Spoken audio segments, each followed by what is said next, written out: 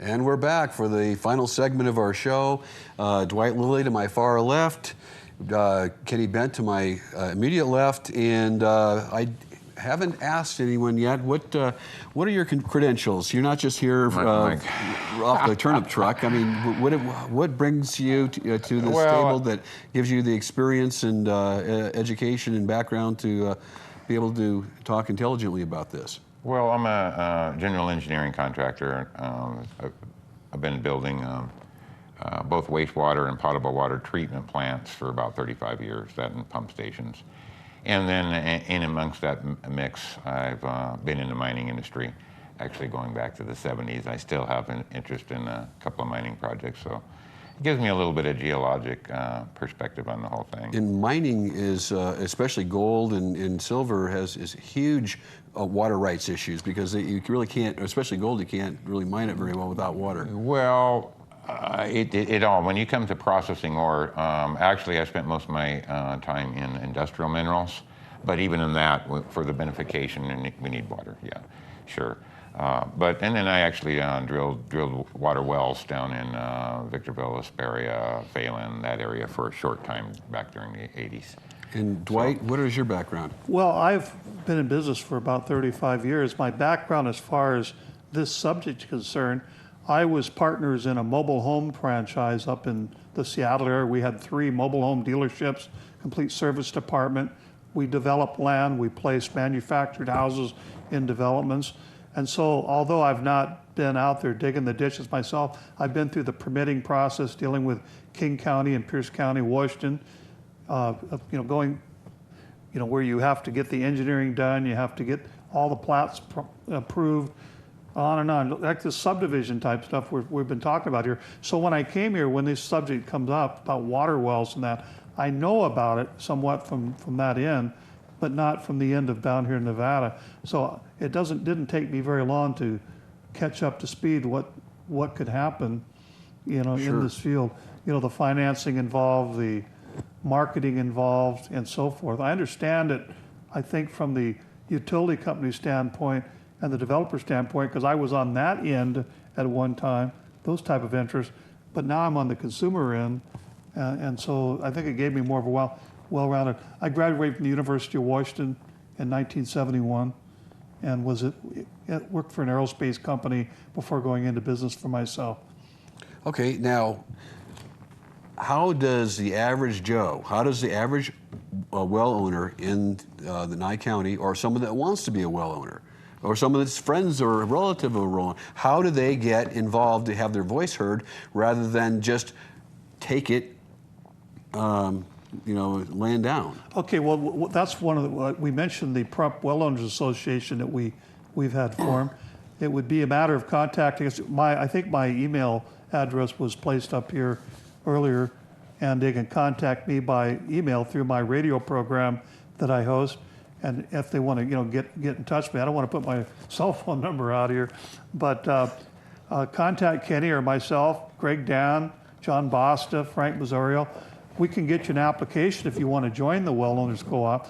But the other thing to do, which is really key, is education. Kenny runs meetings where he tries to bring people up to speed on the issues that we're discussing, because it's a lot to absorb. So if you wanted to get a well, then the first thing you better find out is what your rights are with that well and how to go about that. And they can find that through our organization. We can help them. You can find the website at privatewellowners.com.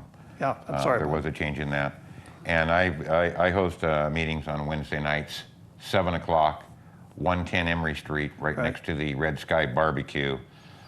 We started these back up again, and we're going to continue doing this until we get through some of the water issues here, which may be a couple more months. Yeah. But that's 7 o'clock at 110 Emory Street, next to Red Sky Barbecue, Wednesday nights. Every week? 7 o'clock.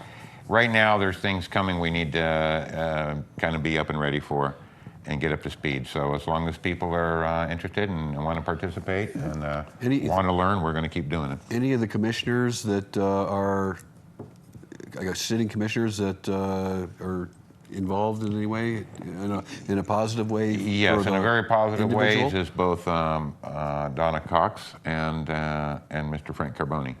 They have much more concern that for the actual community itself and not the self-interest so much. And Donna is pretty much stepping up, championing some of that by, you know, and at this last meeting, telling them to seat me. But yeah, that's something that we're going to keep doing until we get through this cycle. Yeah. Now, were you at the meeting? We're standing room only this? Yes, this I week? was sitting in the media. I actually had a chair because I was in the media part of the room, and because of my radio program, I can sit where the media sits. But I want to mention that too, is that I've covered this issue at least 4 times on my radio program on 97.1 FM on Mondays.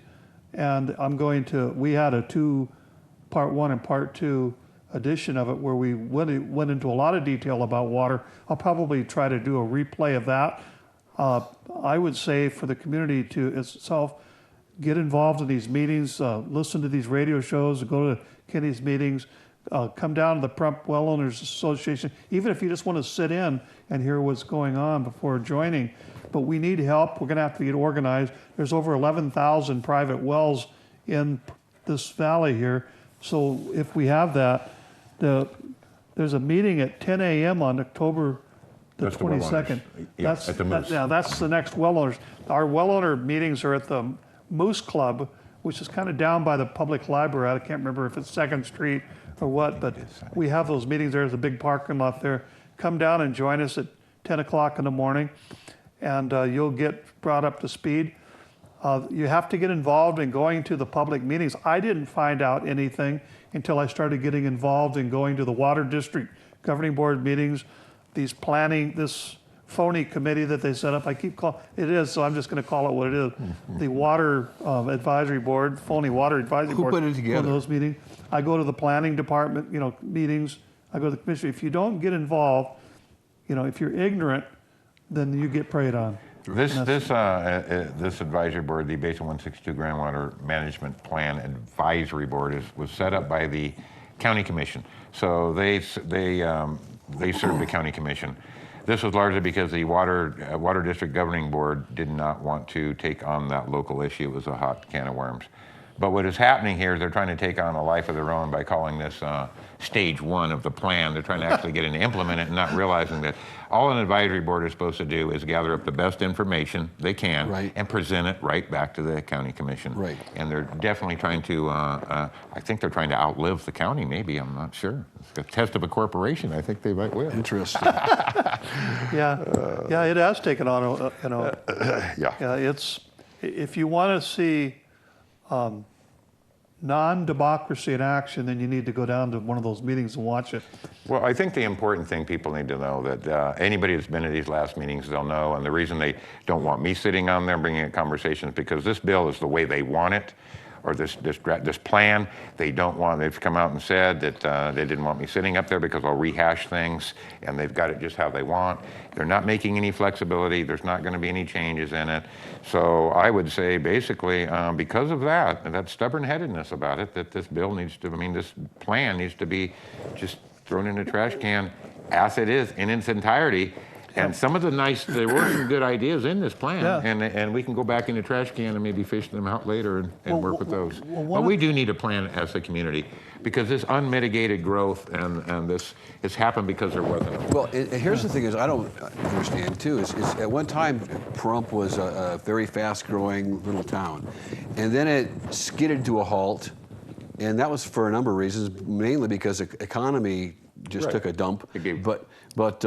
But also is that a lot of people that were coming here, they didn't find it as attractive as it was presented to them through literature or through the real estate people that were trying to make it look like this little gem, and it could be a gem. This actually, I love it here. Actually, it is. My wife is very, she's from Ireland originally, but she lived in Joshua, California, and was very, very interested in at one time maybe possibly moving to Palm Springs. And Palm Springs, because you know, it's got so much going for it. But at one time, Palm Springs was kind of just a burg, and all the celebrities went there, and then which contracted, you know, more and more money. But they kept at artsy. They've got beautiful restaurants and food and things there that make the place